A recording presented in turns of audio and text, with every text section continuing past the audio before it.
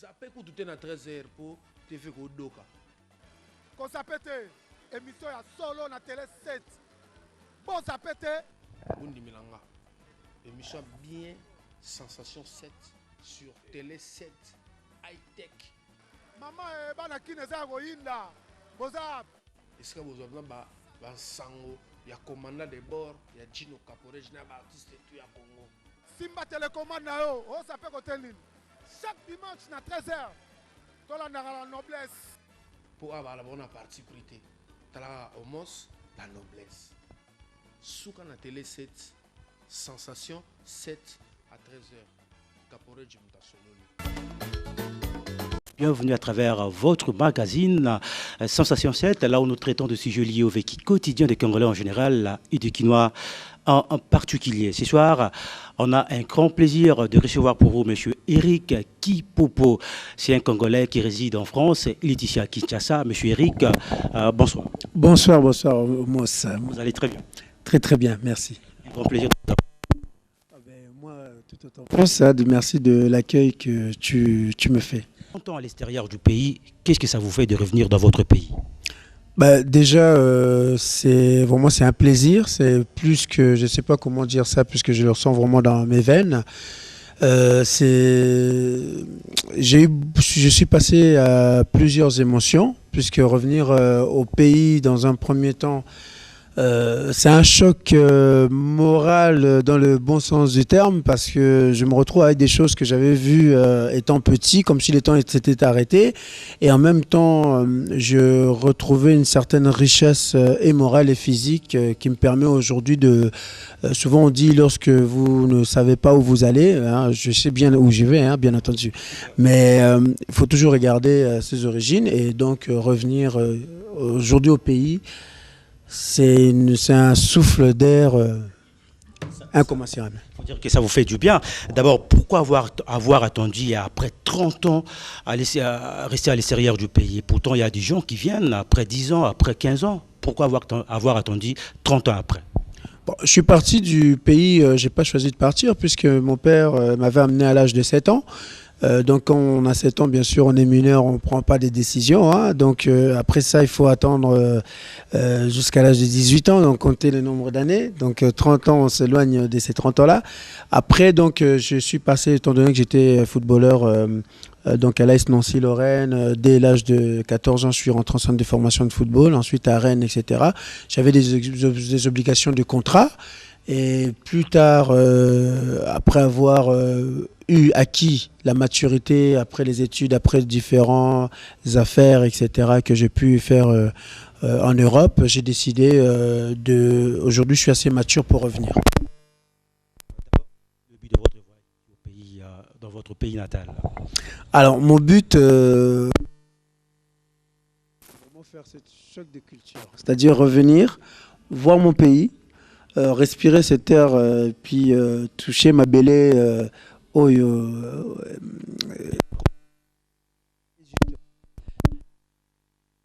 sentir mon pépouana, là, qui aujourd'hui je suis toujours vivant, et puis nos ancêtres sont là, et donc revenir au pays, j'ai encore de l'émotion, en parler, je sais pas, c'est ressentir, c'est incommensurable, je sais pas comment. Peut-être vous avez trouvé à la RDC, précisément la ville-province de Kinshasa. Alors, Kinshasa, on va dire que Kinshasa, c'est vitesse, hein, mais bon, nous, à Paris, c'est vrai qu'il y a toujours une vitesse, hein, on ne va pas non plus, voilà. Mais ce que je trouve que bon, il y a quand même des chocs, hein, puisque j'ai vu, je trouve que dans une grande ville comme Kinshasa, qui est une ville magnifique, hein, vu de l'extérieur, on peut voir ça autrement, puisque on les met souvent dans le même panel que d'autres pays, enfin d'autres capitales, etc. Mais c'est une capitale qui est exceptionnelle parce que j'ai découvert qu'il y a une richesse, ne serait-ce que dans la main-d'œuvre, hein, puisque en tant qu'entrepreneur aujourd'hui, si tu viens investir en Kinshasa, tu rencontreras des jeunes qui sont diplômés, universitaires, mais qui n'ont pas de travail, ils n'ont pas beaucoup de après, on découvre aussi la fin qui malheureusement m'a frappé un peu de plein fouet, puisque je trouvais ça inacceptable, hein, que les gens sont très courageux, ça j'ai remarqué, sont très très courageux. Zana Makila, hein, d'ailleurs, je me retrouve en eux, mais simplement je pense qu'il faut une connexion avec nous qui sommes à l'extérieur pour que les choses puissent avancer. Vous avez amené des idées concrètes pour essayer aussi d'apporter un plus à cette jeunesse. Oui, bien sûr.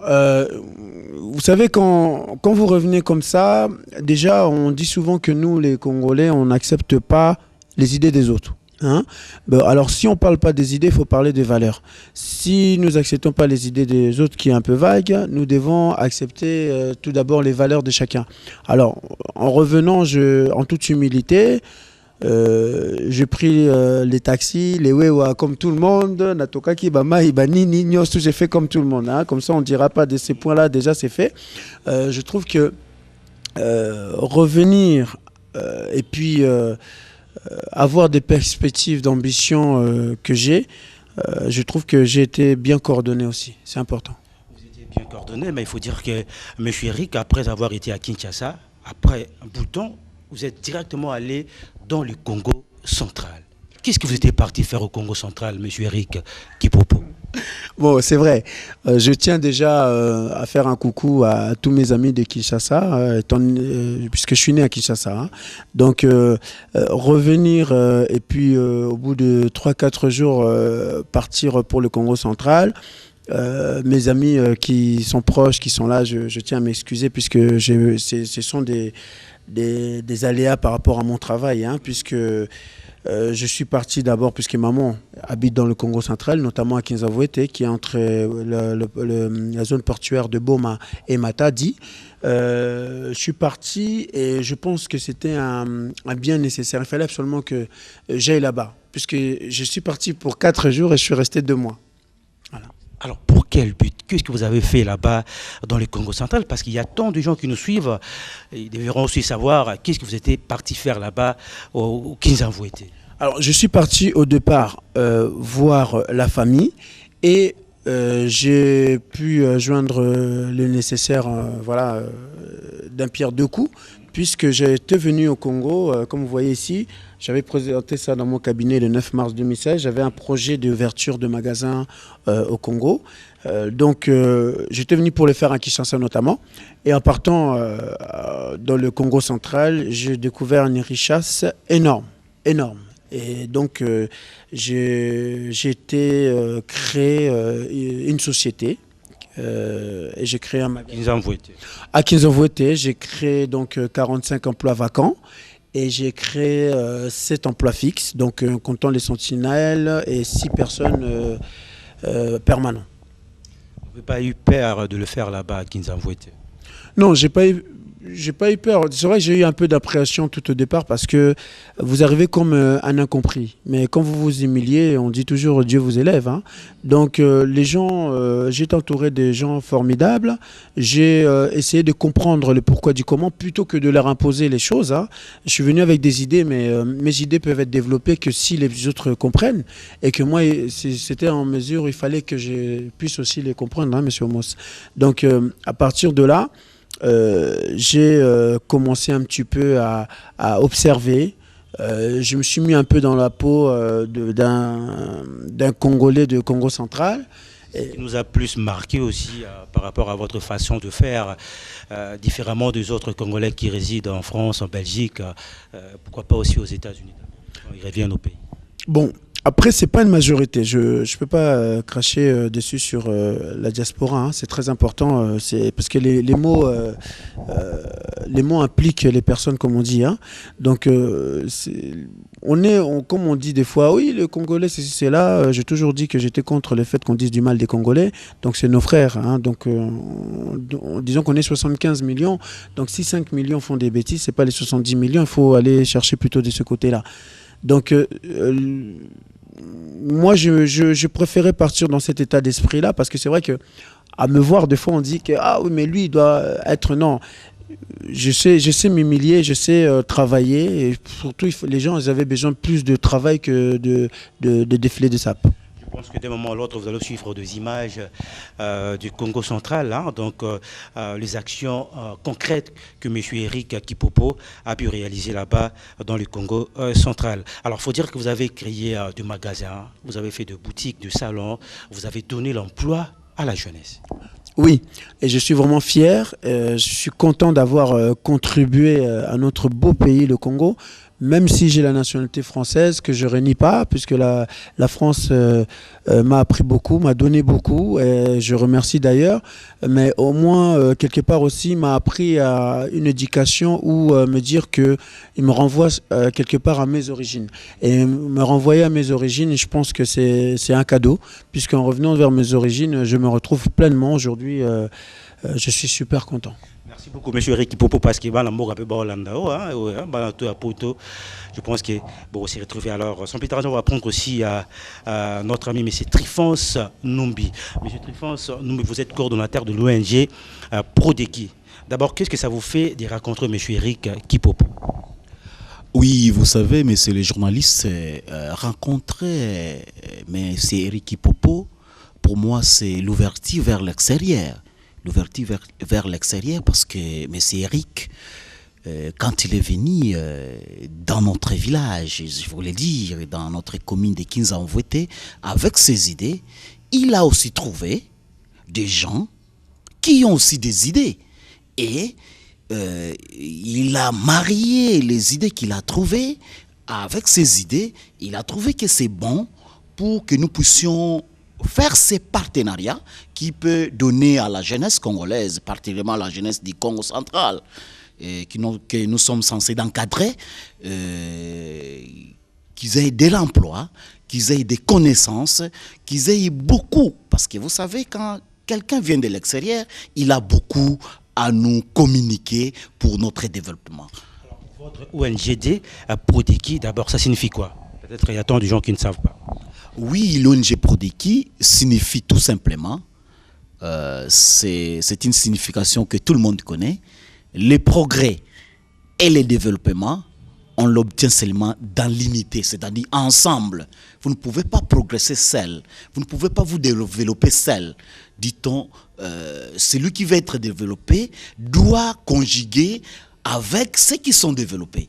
Donc, les progrès et les développements, Mokintouadi, c'est-à-dire dans l'unité, Kintouadi, tu comprends, nous sommes des Congolais et du Congo central. Nous préférons mettre la langue aussi, les Kikongo, Kintouadi, c'est-à-dire ensemble pour se développer. Merci beaucoup pour ces précisions. Alors, M. Alphonse Mwaka, vous jouez quel rôle dans cette ONG Prodeki? Je disais tantôt que moi, je suis du domaine médical.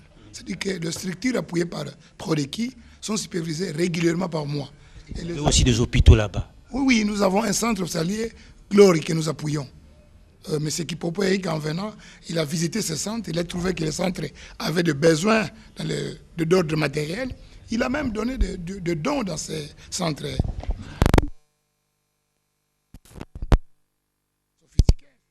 C'est comme ça parce que nous avons l'habitude d'utiliser nos tensiomètres avec pression, mais lui a donné des tensiomètres digitales et il a donné des médicaments aussi. Est-ce que vous avez aussi l'appui du gouvernement de la RDC de fois? L'appui du gouvernement en termes de fiscalité, là je dois dire clair, non. Mais l'appui du gouvernement en termes sociaux, parce qu'il y a la paix au Congo central.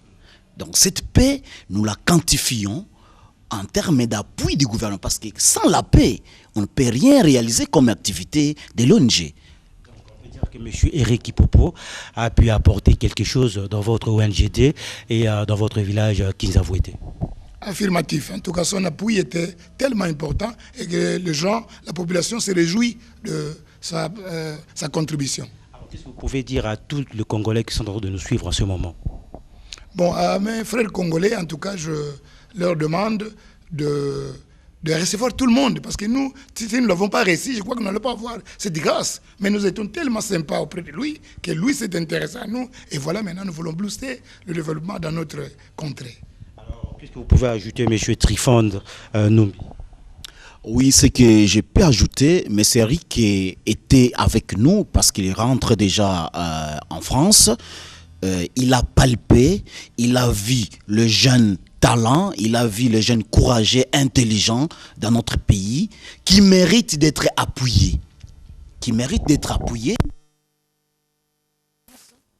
Je sais que, comme il a dit tout à l'heure, la connexion avec ceux qui sont à l'extérieur, comme il rentre, il va dire à nos frères qui sont à l'extérieur que voici, moi je venais de palper du doigt et que c'est le moment, nous puissions nous mobiliser pour rentrer au pays, aider les jeunes qui ont des visions, qui ont la matière, pour que ces pays, vous savez, c'est nous qui devons prendre les relèves. Et si, avec des idées pareilles de M. Eric, je sais que le Congo ira de l'avant. Qu'est-ce que ça vous fait, tous ces témoignages à votre égard? Déjà, je tiens à remercier ces grands frères qui sont là, puisque c'est des témoignages qui sont surprenants, parce que venant des grands frères, souvent on a des critiques, mais là ils nous élèvent, donc ça me fait plaisir, puisque en les rencontrant dans l'ONG, vu les travaux qu'ils faisaient, je vous assure, c'est énorme. Former tous ces jeunes, à les rééduquer donc dans différents métiers, etc. J'ai trouvé qu'il manquait des moyens. Je trouve que c'est inadmissible. Les ordinateurs qu'ils utilisent, c'est de 1980. Donc la façon dont ils travaillent, donc ils font des bonnes étapes de travail, ils font tout ce qu'il faut, mais le matériel, c'est pas trop ça. Donc c'est vrai que j'ai préféré apporter une contribution dans le local. Je préfère me taire par rapport à ça, puisqu'il en va de mon humilité. Sinon, autrement, j'ai trouvé en eux des grands frères qui ont pu me servir de, comment je pourrais dire ça, de coton pour pouvoir atterrir tranquillement au Congo central, puisque moi accompagné dans différentes étapes que j'ai menées sur place, puisque vous ne pouvez pas le faire sans les personnes qui connaissent les terrains, qui ont l'habitude. Ils sont combattus, c'est normal, parce que les idées sont toujours combattues. Mais aujourd'hui, moi, je me suis retrouvé en eux parce que j'estime que quand on parle de technologie, c'est parce qu'on parle d'avance. Donc, quand je suis arrivé, c'est en eux que je me suis reconnu, puisqu'ils avaient des idées, ils sont incompris sur place, puisque les gens vivent un peu comme s'ils étaient un temps arrêtés. Mais le fait qu'ils soient ouverts, je me suis un peu connecté avec eux, puisqu'ils ont des idées que nous avons vues aussi en France. Donc, encore merci. Merci.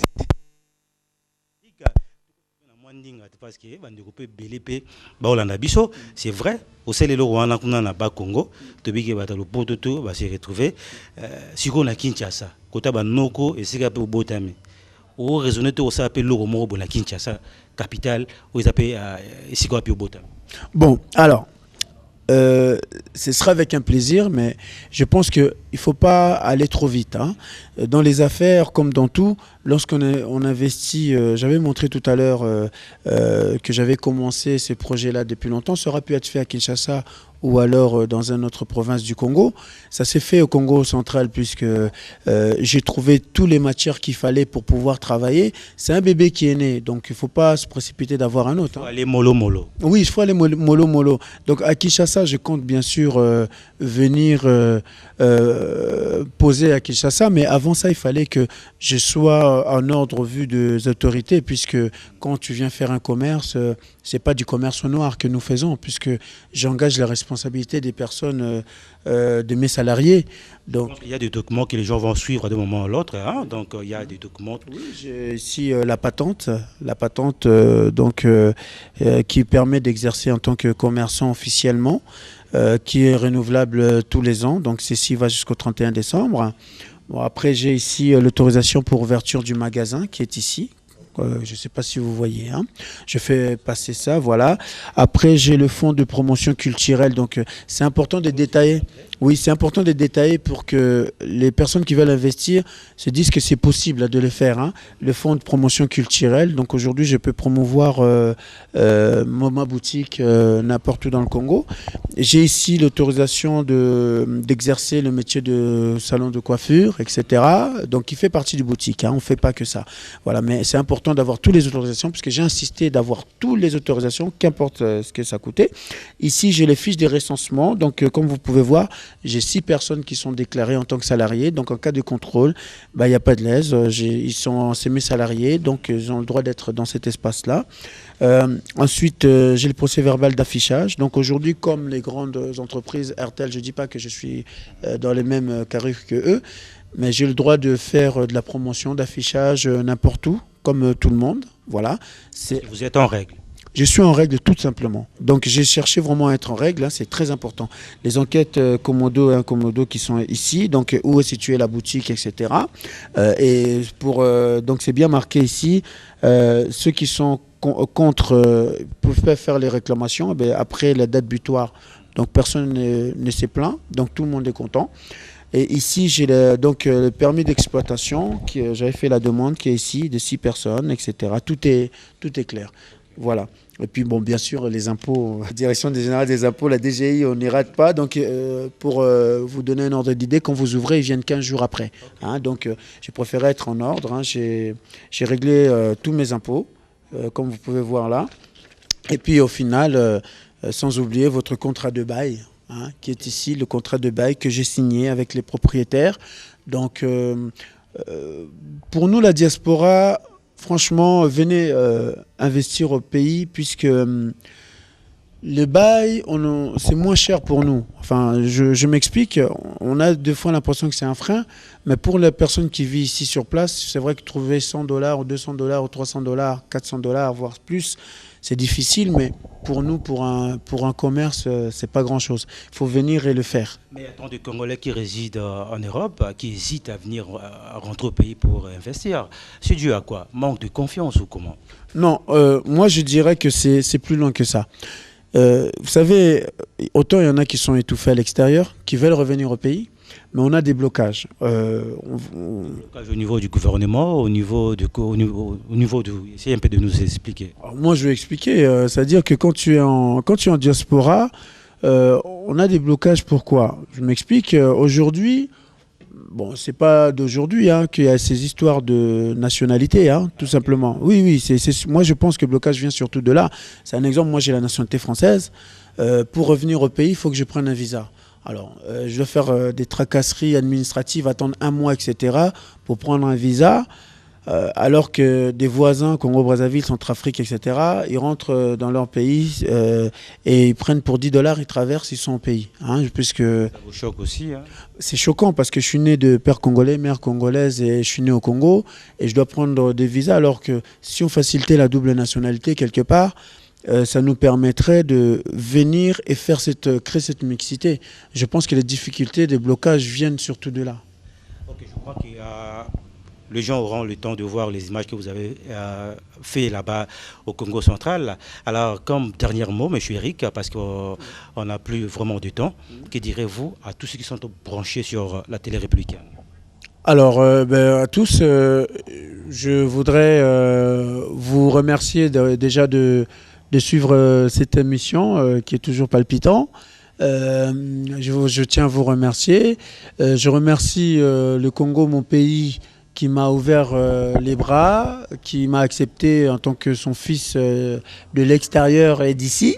Je remercie la France de m'accompagner tous les jours dans les projets. On dit toujours, on crache pas dans la soupe qu'on digère, hein, comme on dit qu'on boit, pardon. Et je remercie les journalistes qui font le travail vraiment de journaliste, notamment toi, Homos, parce que tu m'as accueilli pas en tant que journaliste, mais en tant qu'un ami, en tant qu'un frère. Et donc, même si on s'est séparés presque 2 mois, mais tu es encore là aujourd'hui avec moi. Donc, je remercie. Et je tiens juste à dire aux frères et sœurs qui sont à l'extérieur, venez investir dans ce pays. La politique, c'est une chose. Le commerce, c'est autre chose. Moi, je suis commerçant Et quand je parle d'investir, je parle bien du commerce. Puisque laissons les politiciens faire la politique et nous, les commerçants, travaillons en tant que commerçants. Puisque dans tous les cas, moi, mon souci, c'est que nos jeunes frères puissent trouver du travail. Vous savez, j'ai investi mes fonds propres. Ce n'est pas une banque qui m'a prêté, puisque ici, c'est une chaîne sérieuse, hein, donc tout est à vérifier. Il n'y a aucune banque qui m'a prêté de l'argent. Il n'y a pas un Mukonzi ou quoi que ce soit. Ici, j'ai obtenu aucun centime de qui que ce soit. Donc, c'est mon argent propre avec lequel je suis venu et c'est avec ça que j'ai investi. Donc, je dis, venez investir. Et je tiens aussi à passer un petit message. Je suis en train de monter une agence immobilière en chemin. Donc, puisque le bébé est déjà né, hein, donc j'ai les salariés qui sont en train de travailler. Mais je ne m'arrête pas là. J'ai découvert pas mal de terrains, des maisons, des appartements. Venez, discutons, échangeons. Mais vous allez commencer à résider ici à Kinshasa ou vous serez juste en France? Non, moi je réside en France, hein, puisque pour prendre ces euros et venir investir ici et transformer les francs congolais, il faut bien les prendre quelque part. Hein. Donc il faut que je prenne de l'argent là-bas pour venir ici. Moi, j'habite en France, mais vous savez, il faut que nous ayons l'habitude de travailler dans l'excellence. Et le Congo a les moyens de travailler dans l'excellence. À partir du moment où vous voyez des grosses entreprises américaines, françaises, etc., tombent sous. Ici, on travaille, j'ai vu, il y a Orange qui est implanté ici. Les Congolais travaillent pour Orange, mais ne connaissent pas le patron. Les patrons tombent sous. Il n'a jamais mis les pieds au Congo. Hein? Donc, les entreprises américaines qui sont ici, les patrons, vous ne les avez jamais vus. Même nous, en France, McDo, à part si vous êtes franchisé, vous allez peut-être voir le patron, mais vous n'avez jamais vu le patron de McDo en France. Donc, on peut investir en étant loin et qu'il y a des bénéfices et que l'entreprise aille de l'avant. Oui. Votre numéro de contact, M. Eric Kipopo.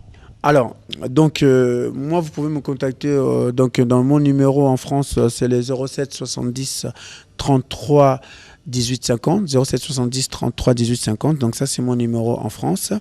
Mon numéro au Congo, donc j'ai un numéro maintenant au Congo. Hein. Donc, après 30 ans. Oui, mais vous n'avez pas assisté à chaque fois après 30 ans. Parce que mon numéro Tigo, donc ici, c'est le 089 69 15 304. Et puis, bon, mon numéro Vodacom, pour l'instant, comme j'ai été mal reçu, alors je ne le donne pas. Hein. Donc ça, c'est un peu le côté français. Hein. Merci beaucoup, M. Eric Kipopo, d'avoir répondu à notre invitation. Merci à vous. Merci beaucoup. Et puis un grand merci à M. Trifon Numbi et à M. Alphonse Mwaka. Je voulais juste faire un coucou à mes salariés qui ont ouvert encore aujourd'hui sans moi. Hein. En tout cas, je tiens à vous remercier de la confiance que vous m'avez donnée. Alors, encore une fois, j'ai pris des salariés du local, c'est-à-dire qu'ils habitent tous à Kinshasa. Oui, donc voilà. Et je suis dans l'élan de pouvoir investir. Venez investir avec nous. Et je souhaite vraiment ouvrir rapidement à Kinshasa. Et ce sera fait. Hein. Je compte bien le faire. Merci beaucoup, M. Eric Kipopo. Nous profitons de l'occasion pour saluer Mme RT Belezouda, elle qui nous suit depuis la Suisse, et pourquoi pas Angèle Mwaka, qui est à London City. On est arrivé à la fin de cette émission. Un grand merci à André Ndjeka, Jocelyne Chamala aussi. Hein. Donc, Jocelyne Chamala, un big dédicace à vous. Hein. Et pourquoi pas à Chimène qui est à Paris. Et donc, un grand merci à André Ndjeka. On a Teteleke Mafumbe qui était derrière la caméra. Et moi, c'est Homos, la noblesse. On se retrouve prochainement. D'ici là, restez branchés sur votre chaîne. Bye bye. La noblesse, il n'y a pas de parti pris. Donc, vous zappez pour tout à 13h pour TV Kodoka. Vous zappez émission à solo na télé 7. Bon zappé. Bundi Milanga. Émission bien, sensation 7. Sur Télé 7 high-tech. Maman est bana qui n'est pas goyinda. Bozab. Est-ce que vous avez un sango, il y a commandant de bord, il y a Gino Caporé, il y a un artiste et à Congo. Simba télécommande na yo, oh ça peut côté ligne. Chaque dimanche na 13h. Tola na la noblesse. Pour avoir la bonne partie prité. Tala homos la noblesse. Souka na Télé 7 Sensation, 7 à 13h. Caporal Jim Tassololi.